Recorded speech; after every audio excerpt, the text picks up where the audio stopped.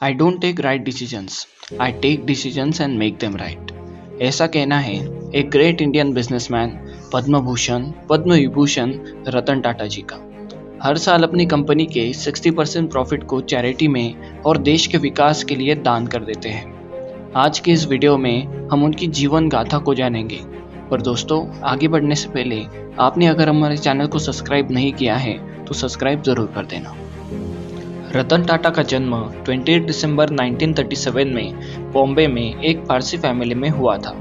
उनके पिता का नाम नवल टाटा और मां का नाम सोनू टाटा था। रतन टाटा ने अपनी शुरुआती स्कूल की पढ़ाई बिशप कॉटन स्कूल शिमला से की। जब वो महज 10 साल के थे तब उनके माता पिता का डाइवोर्स हो गया और उसके चलते उनकी ग्रैंडमदर ने ही उन्हें संभाला।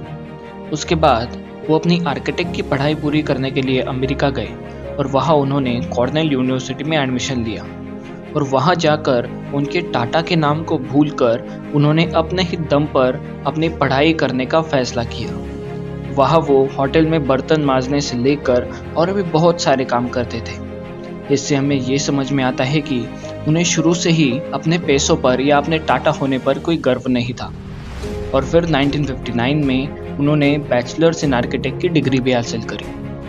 फिर उसके बाद 1961 में उन्होंने अपना करियर टाटा स्टील के शॉप फ्लोर पर काम करते हुए शुरू किया। तो फिर टाटा के परंपरा के अनुसार 1970 तक टाटा ग्रुप के अलग अलग कंपनीज में वो काम करते रहे। फिर 1970 में उनको मैनेजमेंट में प्रमोट कर दिया गया।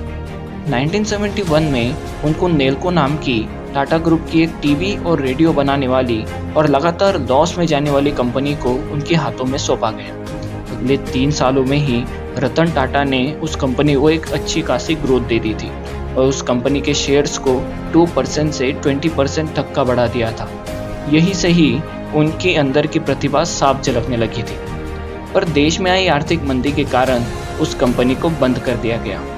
फिर उसके बाद 1975 में रतन टाटा ने हार्वर्ड यूनिवर्सिटी से मैनेजमेंट की डिग्री हासिल करी। उसके बाद 1981 में उनको टाटा इंडस्ट्रीज़ का डायरेक्टर बना दिया गया और फिर 1991 में उनको टाटा ग्रुप्स का चेयरमैन भी बना दिया गया। और जैसे ही रतन टाटा चेयरमैन बने तभी से ही टाटा ग्रुप्स और भी तेज़ी से ग्रो करने लगा। टाटा मोटर्स पहले से ही कमर्शियल और पैसेंजर व्हीकल्स तो बनाती ही थी, पर इंडियन कॉमन मैन का कार का सपना पूरा करने के लिए उन्होंने 30 दिसंबर 1998 में पूरी तरह से इंडिया में बनी हुई लग्जरियस कार टाटा इंडिका को लॉन्च किया। ये पहली ऐसी कार थी जो पूरी तरह से इंडिया में बनी हुई थी। जब इस कार का प्रोजेक्ट शुरू हुआ था तो बहुत सारे लोगों का ये मानना था कि इंडिया ऐसी कार नहीं बना सकती और ये कार आगे चलकर फ्लॉप हो जाएगी। और शुरुआत में इस कार के साथ बिल्कुल ऐसा ही हुआ। जब ये कार लॉन्च हुई तो खुद इंडिया के ही लोगों को इस कार पर भरोसा नहीं हो रहा था और ऑटो एनालिसिस ने भी इस कार को बहुत क्रिटिसाइज किया था और उसका इम्पैक्ट सीधा टाटा इंडिका की सेल्स पर हुआ। और टाटा इंडिका को मार्केट की तरफ से भी कुछ अच्छा रिस्पांस नहीं मिल रहा था। 1 साल के अंदर अंदर टाटा इंडिका पूरी तरह से फ्लॉप हो गई और उससे टाटा मोटर्स को भी बहुत नुकसान हुआ। फिर उसके बाद रतन टाटा ने टाटा इंडिका को किसी और कार कंपनी को बेचने का फैसला किया। तो वो अपने ग्रुप मेंबर्स के साथ टाटा इंडिका को बेचने का प्रस्ताव फोर्ड कंपनी के पास लेकर गए। फोर्ड कंपनी के मेंबर्स और टाटा ग्रुप्स के मेंबर्स की मीटिंग लगभग 3 घंटे तक चली। फोर्ड कंपनी के चेयरमैन बिल फोर्ड्स का रतन टाटा के साथ व्यवहार कुछ ठीक नहीं था। बातों बातों में बिल फोर्ड्स ने रतन टाटा से कहा, अगर तुम्हें कार बनानी नहीं आती थी तो तुमने इस बिजनेस में इतना पैसा इन्वेस्ट क्यों किया? हमें एक कंपनी खरीद कर तुम पर एक बहुत बड़ा एहसान कर रहे हैं। ये बात रतन टाटा के दिल को लग गई और उन्होंने टाटा इंडिका को बेचने का फैसला रद्द कर दिया। उन्हें बिल फोर्ड्स की उस बात को सुनकर काफ़ी अपमानित सा महसूस हो रहा था। फिर उसके बाद उन्हें अपनी सक्सेस से बिल फोर्ड्स को जवाब देना था। वापस जाकर रतन टाटा ने अपने लगभग सारे ही पैसे टाटा मोटर्स में इन्वेस्ट कर दिए, सालों तक रिसर्च करी और अपनी पूरी जान लगाकर 2007 में इंडिका का new version indica V2 launch किया। फिर कुछ उतार चढ़ाव आने के बाद रतन टाटा का कार का बिजनेस एक अच्छी खासी ग्रोथ करने लगा था और उन्हें उस टाइम काफ़ी प्रॉफिट भी हुआ था। और दूसरी तरफ फोर्ड कंपनी अपने जैगवार और लैंड रोवर की वजह से पूरी तरीके से घाटे में जा रही थी।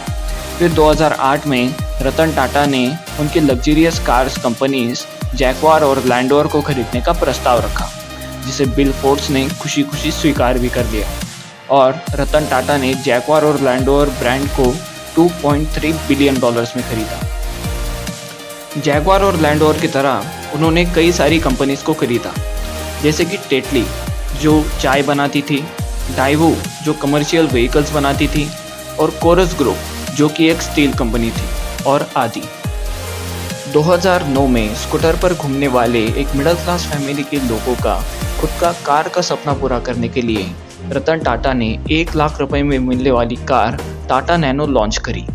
शुरुआत में इस कार को एक बहुत बड़ी सक्सेस मिली थी। 2 लाख से भी ज़्यादा लोगों ने इस कार को बुक कर लिया था और दुनिया के सबसे शक्तिशाली व्यक्ति बराक ओबामा ने भी उनकी एक स्पीच में इस कार का उल्लेख कर दिया था। ये एक बहुत बड़ी बात थी, लेकिन तभी भी टाटा नैनो फ्लॉप हो गई। अगर आप भी जानना चाहते हैं कि टाटा नैनो क्यों फ्लॉप हुई तो हमें कमेंट सेक्शन में बता दीजिएगा। फिर उसके बाद 28 दिसंबर 2019 में 75 की एज में उन्होंने चेयरमैन की पोस्ट से रिज़ाइन कर दिया और साइरस मिस्त्री को चेयरमैन बनाया। पर बाद में किसी कारण के चलते साइरस मिस्त्री को चेयरमैन की पोस्ट से रतन टाटा ने हटा दिया। दोस्तों, रतन टाटा जीवन भर कुंवारे रहे। उनको उनके जीवन में किताबों से, उनके काम से और जानवरों से ज़्यादा लगाव रहा है।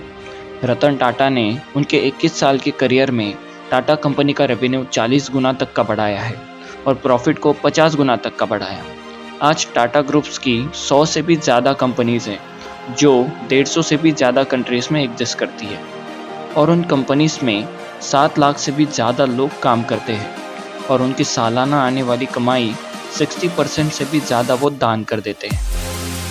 तो दोस्तों, ये थी रतन टाटा की कहानी। अगर आपको हमारा वीडियो पसंद आया हो तो चैनल को सब्सक्राइब ज़रूर कर देना। मिलते हैं आपसे अगली वीडियो में।